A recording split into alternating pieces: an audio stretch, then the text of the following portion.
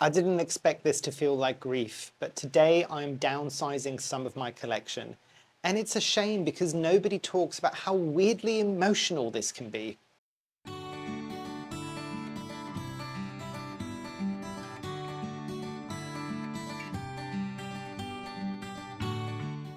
Hi, my name is Memo. This is my channel, Houseplantygoodness, and essentially it's a place where I like to geek out about my big passion. You might be able to see some of it behind me. It's tropical houseplants. So yes, today I'm going to talk about why sometimes downsizing or letting go of some plants can sometimes look like grief, or sometimes it's just a response to burnout. And ideally, being able to distinguish between the two, but I will say that sometimes those two things are linked. So you might be saying, why might it feel like grief? And I've got a few plants here. I'm not going to be, just to clarify, it's not going to be me downsizing to a massive level of my collection, but there are going to be quite a few plants that I'm going to be getting rid of today. To clarify, some of these, like these, are going to end up in the compost bin, and there's not much here, and I'll explain that in just a second. Some of them have already been claimed by friends and family who want them, so do not worry. Most plants will find a good home. Otherwise, they are going to help other plants grow by turning into compost. But yes, let's kind of dive into a bit more as to why sometimes letting go of plants can feel quite raw, or even kind of like it might be grief. So there is that notion of caregiving. So you've been growing these plants for a long period of time, and you've watched them kind of grow and, or possibly not grow, and struggle the whole way through. And you might feel a bit like you are failing them, that you've done everything that you possibly could, but they still did not survive in your space. And to be clear, I know these pots just look like pots of soil with nothing in them, I promise. So let me give you a quick rundown of some of the plants that are getting rid of today. I'm not going to show all the plants in this video because we're going to be here for hours. But this is the Alocasia Jacqueline, or it was the Alocasia Jacqueline. It's now just a semi-alive corm. I've had enough, I'm not dealing with that again. The Alocasia brancifolia with a couple of corms, which again, I'm not going to be doing because I just don't have the time or the patience. A nondescript, I cannot remember, so this was part of my initial anthurium pollination plants that I've learned something really quickly along the way, that I am not the individual to be dealing with anthurium seedlings. I will, and I've got this, and this is just for me, I would rather pay more to get an established anthurium, or possibly wait for one to come down in price before I purchase it. I am pretty much at this point almost entirely done with buying anthurium seedlings. I know, I hear all of you saying that sometimes that is the best way to adjust them in there. I have got zero patience, and I find seedlings, or even very, very young anthuriums, exceptionally slow growing and super, super hard to keep happy all the time. I don't have a glass cabinet, I don't have a grow tent. Some people that have those might find that they grow super fast or really consistently. I'm not willing to do that in my home. No judgment to people that do, but I don't want that in my home. So for me, this is a hard pass moving forward as well. So that's one. This was one of the last two bastions of the philodendron snowdrift, I think. However much I love this plant, could not keep it happy. Tried twice, two different plants, still could not keep this happy. Very, very difficult. Again, very young plant, and I can understand why that was as expensive as it was. A couple more, and none of these are going to look great, by the way. I'm kind of trying to warn you as well. So this is the Philodendron brantianum, and I know there's a lot of people surprised that I've still got brantianum. I did, and I kept watering this, and I'm just like, and only when I was kind of trying to pull it off now, and I'm just like, oh, there's hardly any leaves on there, so I don't know why the hell I was bothering. The stem is still alive, so theoretically I could try to regrow this. This plant never gave me any joy. Compost bin this goes. This is one that does sadden me. This one had some sentimental value. This is a Hoya that I tried, and it's one of the few Hoyas that I failed with, and I think it's just because it didn't end up on my watering app. It was something that I was going to put on my watering app and I kept meaning to for a long period of time, and just the watering was not consistent enough with this. And the plant that I was holding earlier on, and again, as I said, there's more, but this video is going to be too long if I do this. This is one of the propagations of my original variegated philodendron burley marks, and you might look at this and just go, it's not variegated. No, these were some of the sections that were not variegated, so I just left it as a green plant. I've got so many of these peppered around the house, I don't need to be watering all of them. This is one of the plants that's been claimed by somebody they wanted. They will probably give it a better life than I ever could. Just to give you an indication of what's happening, there is some root rot in here, there's some water that's stagnating in there, but this plant, I find, out of all of the philodendrons, is super hardy. Super hardy. This will come back. It is 100% root bound, but again, this is a nice little challenge for the people that are going to be taking it on to kind of bring it back to life, and I am sure it is going to do great things for them. But yeah, back to the kind of grief of it all. So one of the things obviously is the caregiving element. And it's that notion of it's a living responsibility. It's not a pet, but for a lot of people, it's kind of up there. It's just like, I have kind of almost signed a mental contract with you that I will take care of you for as much as I can. So it might feel a bit like grief or failing if you just go, I can't do this anymore. I am not the person, or I have failed you entirely. It's just not something that I can keep doing anymore. And the other thing as well might be kind of a projection in the stage of your life as well. So for example, a lot of people, we all know this, when there was a massive boom of people that came into the community during the pandemic because people wanted that connection with nature. They were also doing this to make some money. They wanted something to do when we were all stuck in the pandemic in our houses and couldn't do very much. So at that stage, this became an attachment. It became the one thing that you could focus on. There's a lot of people that weren't working. This became the thing that they could do. And if it failed, or if they had to reduce some of that, it felt like grief. It felt like you were my buddies during this really dark and bleak time for a lot of people, and you helped me survive it. Why am I letting you go now? Then there's the identity element of it all as well. Like if you're downsizing, it might feel like you're disconnecting with an identity, because a lot of people, and a lot of us have been saying this about ourselves, about other people, it's just, I'm a planty person, I'm a plant mum, I'm a plant dad, like all of these things. And all of a sudden, if you're downsizing or getting rid of your plants entirely, it might feel like, well, I was that archetype of a person for so long. Who am I now? Where do I stand in this? Because if I'm no longer a plant person, what am I falling back on? Because that was such a big part of everybody's identity. And just to be clear as well, I can say this from a lot of us as well, just because you're downsizing doesn't stop you from being a planty person. Like, I've been a planty person most of my life. I just didn't call myself that because I've always enjoyed growing plants, even when I wasn't actively growing them. And I said this before, I was that weird child that was always in the garden smelling the flowers. I was a weird planty person even back then, it's fine. Your identity is what you make of it. It's what you connect with and how you want to deal with it. The fact that you're getting rid of a few plants, or even half of your plants, or even all of your plants, doesn't necessarily change that. If you want to kind of hold on to that identity, it is still your identity. If you want to give up that identity, also entirely fine for you to give up that identity and grow and evolve and become a different person. That is entirely fine. But I will tell you something for free.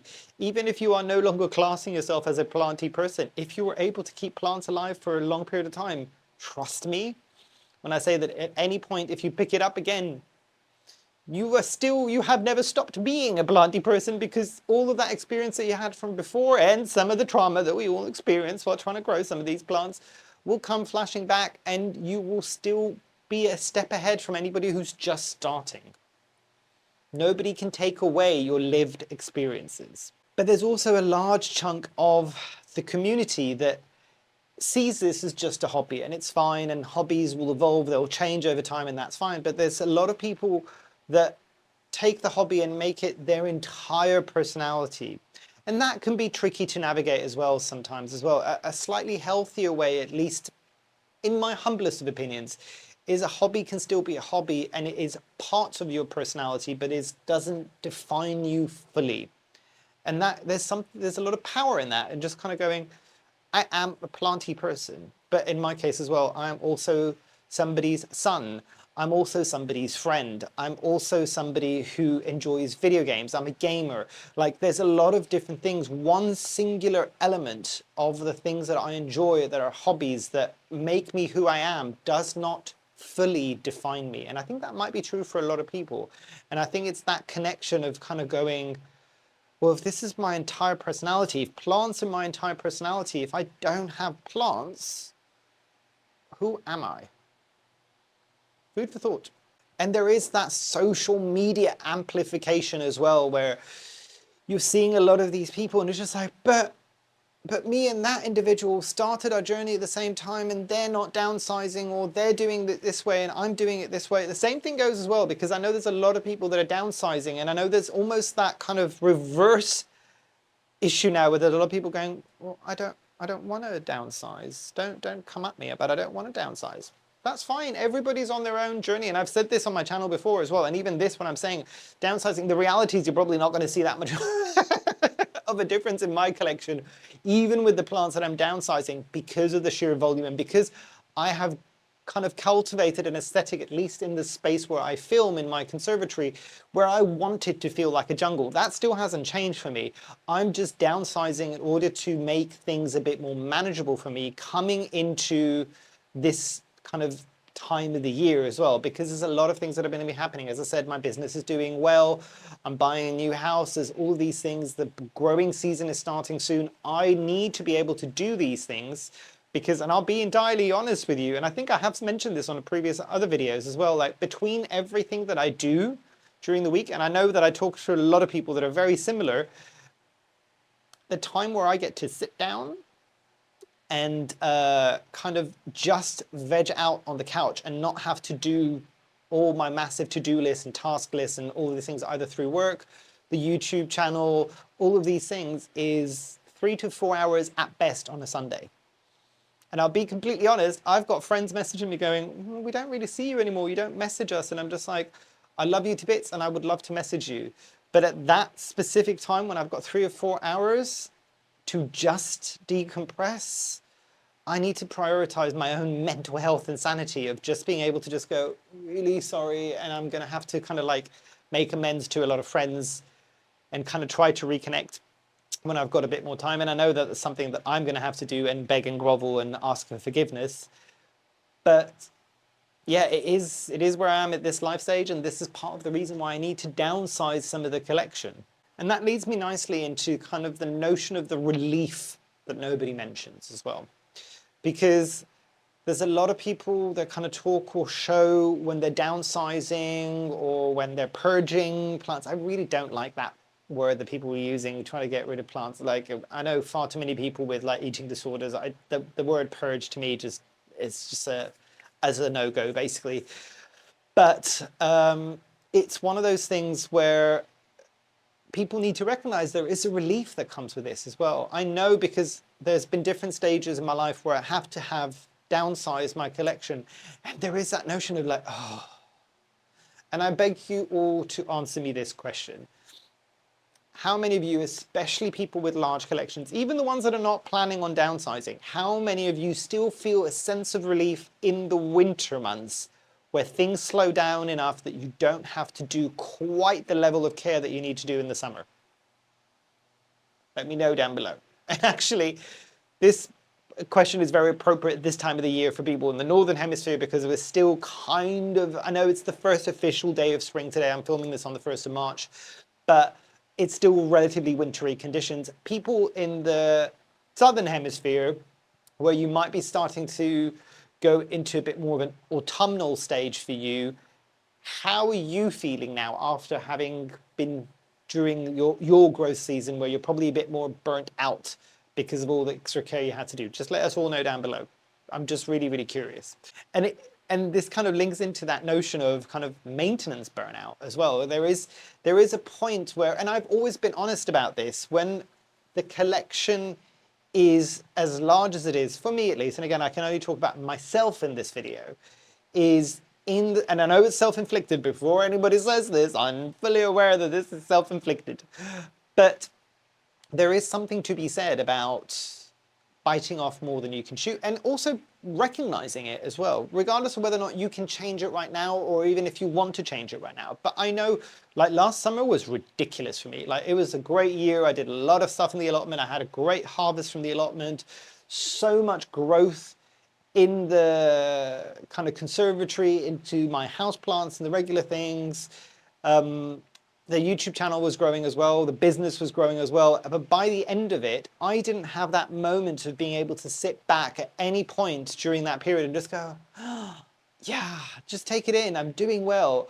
The whole thing, every day was a rinse and repeat. It was like Groundhog Day. It was the same thing over and over again. I'm just like, right, I need to wake up. I don't need to, I'm not putting an alarm to wake up at 4 a.m. in the morning, but if I don't wake up at 4 a.m. in the morning, I can't water for 3 to 4 hours before I start my full work day, and then possibly have to work some overtime at the end of the day. And depending on how warm it is, I have to maybe water again in the evening and make dinner and do all of these things and then do the whole thing over again every single day. So it does become a bit of a load to bear. And it gets to that point. It's maintenance burnout. You're maintaining, because at that point in time, you're just like, I can't even, what's the expression? I can't even stop to smell the flowers. I can't even stop to appreciate the growth that has happened in my plants, because I just don't have that mental capacity. I don't have that time. And also there is something really interesting that I've noticed with myself, and I don't know whether or not this happens to anybody else. By the time that this winter turned around, and I always find this during the winter, because you are so done with like loads and loads of care that you might have had over the summer, you maybe take your foot off the gas a bit too early, because it's just like, oh, I can breathe now. It's autumn, I don't have to do all of this stuff again. And maybe you do that, or maybe you just don't have it in you to care as much during that quiet period of time. And then you get some issues and you become a bit more laissez-faire. And it's fine if you do, and it's a bit more, what's the expression, devil may care and all these things. It's like, yeah, you know what, I've got crispy edges on my leaves, I don't care. Like, I've got to this point. And then some of the growth that you've had over the period where you were doing all the crazy maintenance ends up like kind of a net zero, because it's just, I got all of these new leaves and look at how well I did by burning myself out to do all these things. And then winter comes around, and the moment that you just go, I can't do this anymore, is the moment that anything you've gained, not always, anything you've gained is almost entirely lost. And it's just like, so if I look at myself and look at some of my plants and go, what were you like last spring and what are you like this spring? And I'm just like, oh, so whatever I've achieved over the summer has wasted away in the winter, and I'm back to where I was last spring. And it feels a bit pointless. Not all plants, not all collections, not all situations, but it can happen. Some of those plants I got rid of years ago, because the ones that I'm just like, I can do all these things, and you get explosive growth in the summer, and then all of a sudden you revert back to almost zero every winter, and I have to start all over again. I can't do this. And some plants are like that, like your caladiums are going to be like that, and that's fine if you know it and you can do that, and you can force them into a bit of a dormancy, and you don't have to worry about them all winter long, and you just have to do a few extras in the summer. That's fine. To be entirely honest, I've got my caladiums that I might bring back this year, but I'm probably not going to. That's the silent kind of like downsizing, which is, I could, they take up a lot of space, there's more things to then take care of, and ultimately that just becomes an extra thing I need to look after. Possibly I might try growing some caladiums out in the garden when I move to the new house in a pot, and then maybe I just move those pots, make them dormant, and put them in a kind of greenhouse or something like that over the winter, maybe somewhere a bit warmer, and then just have them as garden plants rather than plants in here. That's a bit easier to manage. And then the other relief is sometimes regaining some of your space is great as a kind of nervous system regulation element as well. So it's a bit like, all of a sudden, a corner that you had loads of plants in, that for a long period of time was a level of stress that I'm just like, I need to deal with this. And it's true that I know from a lot of people. I'd be curious to know from you down below. Do you have something like an anthurium corner, or a corner with your ferns, or like a corner of plants that stress you, mainly because you want to give them the best conditions and all these things, and that part of your house, your collection, all these things invariably has a level of stress attached to it that you might not even recognize. And the moment that you've reclaimed that space and you don't have that mental load that you're looking at every day going, ugh, it can be quite freeing. There is something to be said about that. I'm just kind of going, it feels lighter in here because I don't have that anthurium corner in the corner, basically. And then you've got the guilt and shame layer as well. And you've got the, what can sometimes be called as a kind of sunken cost misunderstanding or fallacy. Like, it's one of those things where, so some of these plants were really expensive. I'm trying to think which ones were, this one probably, this is the Brancifolia. I got it when it was first coming onto the market. This was not a cheap plant. And I grew it for quite a few seasons and it's got to this stage now. The Jacqueline I never bought when it was stupidly expensive, but I would imagine some people did. And any plant that was exceptionally expensive, you've got that kind of notion is I failed, look at all the money that I sunk into you, and I am now, because you might look like shit, or I might be throwing you away, you might look great, and I just cannot deal with you anymore.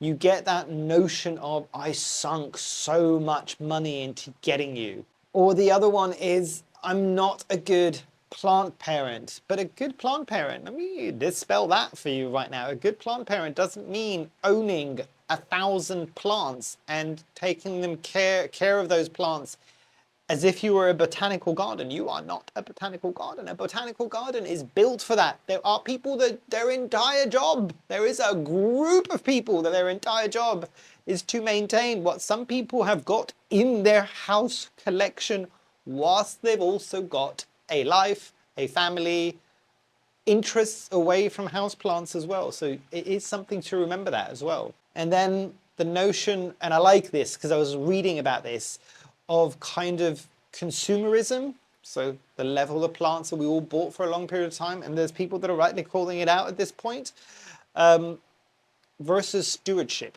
So you are the steward of taking care of some of these plants. And there is that kind of sense of responsibility. We've talked about this before on my channel, where some plants might not be extinct fully in nature, but they're very much endangered. Like for instance, the philodendron silver sword.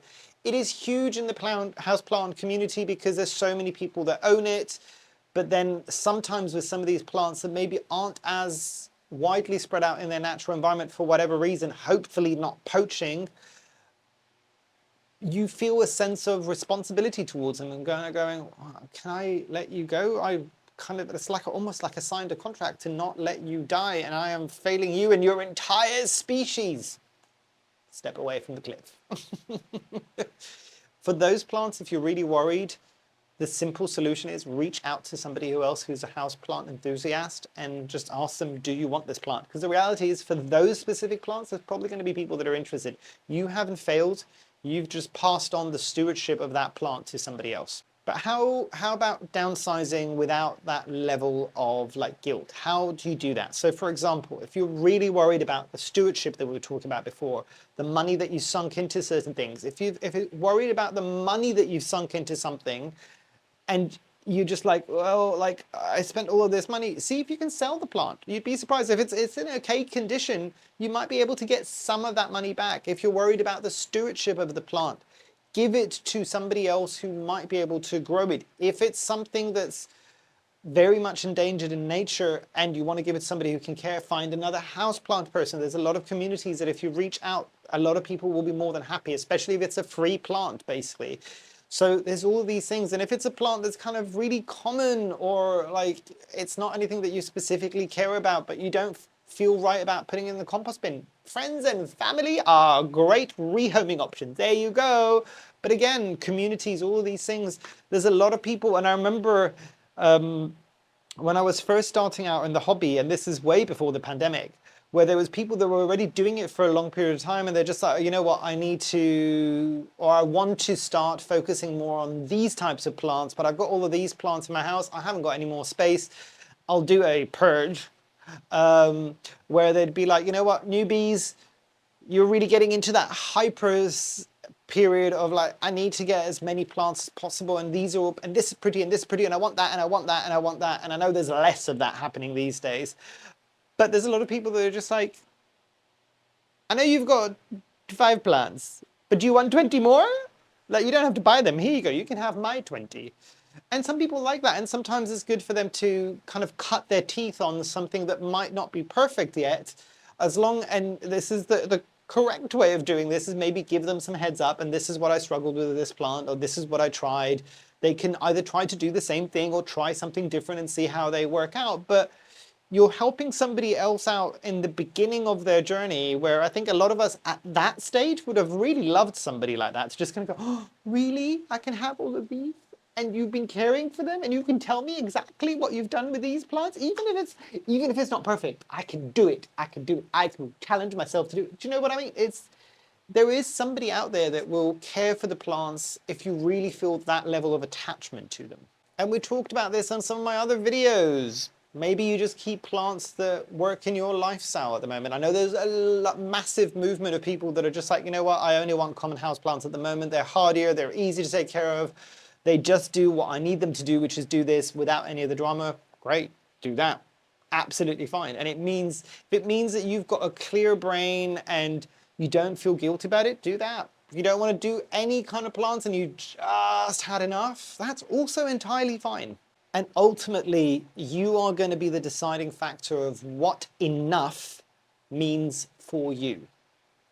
I will say this one more time for the people in the back, because sometimes there's a lot of judgment that happens within the community. Your enough might be different from my enough, might be different from that person's enough, might be different from that person's enough. We all do what we can to keep our kind of mental health okay and deal with the hobby in whatever way we need to deal with it that makes sense to us. What might be right for you might not be right for me. What might be right for me might not be right for you. And that is entirely fine. We are all individuals with individual lives and wants and needs. That's completely normal. And one final thing, getting rid of a plant, even something as sentimentally important. This was the first video I ever did on YouTube, and it's got a very special place in my heart because it grew like a tree in here. It was all these things. Sometimes that's okay. You haven't failed that plant. You're just at a different life stage. But yes, hopefully you've enjoyed. Hopefully I haven't bummed you out too much. But it's a topic that I think needs to be discussed a bit more, because I know there's a lot of people that did videos about them kind of downsizing and just showing some of these things. But I want to touch a bit more on the emotional side of things. You saw that I didn't show you me dismantling my whole kind of collection. Some people want to see that, some people don't want to see that. But I want to make sure that if you are doing something similar to that, you are acknowledging what you're doing, you're okay with what you're doing, and you don't feel guilt about it. That's the most important thing for me, is to make sure that at least my community is as well as they possibly can be with whatever decision they choose to go with when it comes to their houseplants. But yes, hopefully you've enjoyed. Hopefully I shall see you here soon. And I truly, truly hope that you have a great rest of your day. Thanks. Bye.